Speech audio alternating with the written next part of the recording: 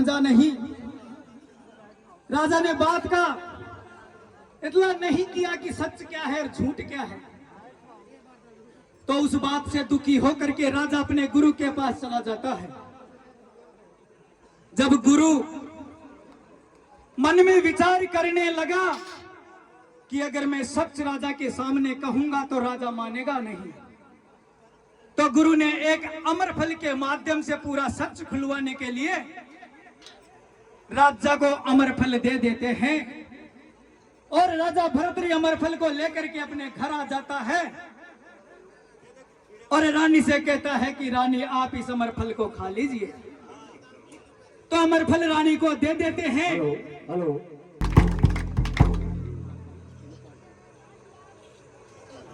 राजी नागर की तरफ से तीनों पार्टियों को 500 रुपए से प्रेम भेंट। बहुत बहुत धन्यवाद।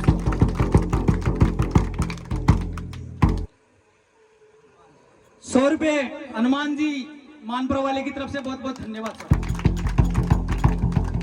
प्रिय मित्र असफल को दे देते हैं। तो ये इधर देखिए प्यारे श्रोतागणों, खेल का समय का खेल कि इधर असफल सोचता है कि मैं 100 रुपए पृथ्वीराज जी मानपुर वाले की तरफ से बहुत बहुत धन्यवाद साहब।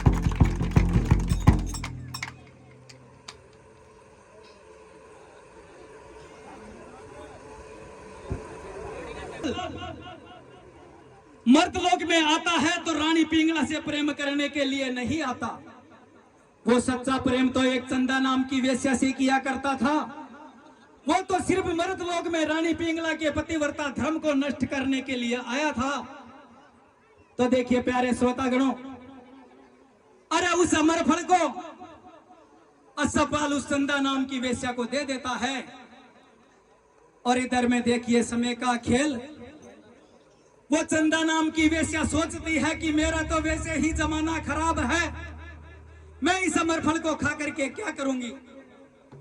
तो वो सोचती है कि क्यों नहीं अमर फल में राजा भरतरी को दे दूं ताकि वो खा करके अमर हो और जनता की सेवा करे, सत्कार राज करे।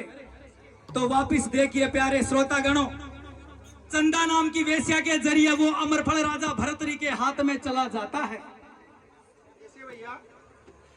जब चंदा नाम की वेश्या के जरिए राजा भरतरी के हाथ में अमर फल जाता है तो श्रोतागणों, राजा भरतरी के पैरों से जमीन खिसक जाती है कि ये अमर फल मैंने मेरी प्रियतम रानी को दिया था और चंदा नाम की वेश्या के हाथ से यहाँ पर कैसे पहुंचा।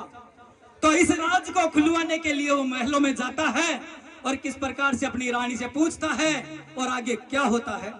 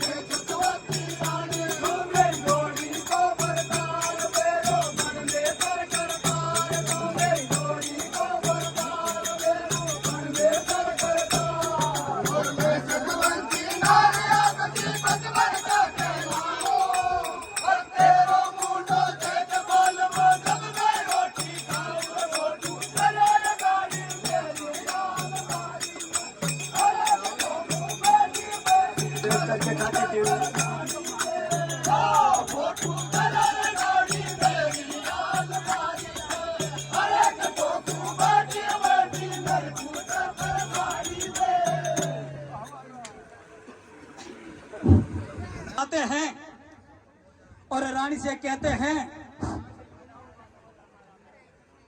कि रानी एक बात बता, वो अमरफल कहां है। तो रानी झूठ बोलती और कहती है कि वो अमरफल तो मैं खा चुकी। तो राजा रानी से कहते हैं कि रानी मैं नहीं मान सकता। क्या आप क्यों नहीं मान सकते? क्योंकि आप हमेशा मुझसे कहती थी कि जब तक मैं आपकी शक्ल नहीं देखती तब तक मैं खाना नहीं खाती। तो फिर आपने यह अमरफल मेरी शक्ल देखे बिगर कैसे खा लिया? तो रानी झूठ बोलती है और कहती है कि हे प्रिय भरतार, जब आप कहीं बाहर जाते हो तो मैंने मेरी अलमारी में आपका एक फोटो रख रखा है, उसको देख करके मैं खाना खा लेती हूं।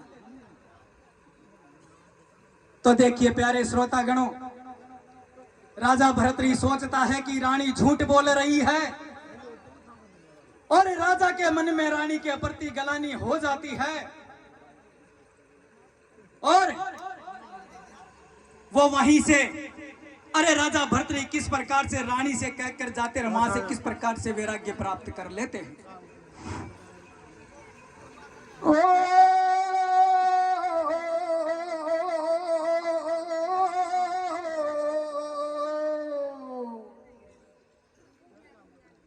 हाँ साहब, बद्री जी धारीवाल मानपुरा वाले की तरफ से तीनों जोटों को 250 रुपए बहुत बहुत धन्यवाद।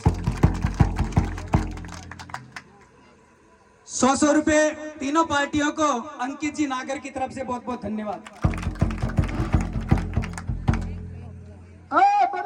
ऐसे बतरायो ओरे अमर पड़ तो मैं कब खायो।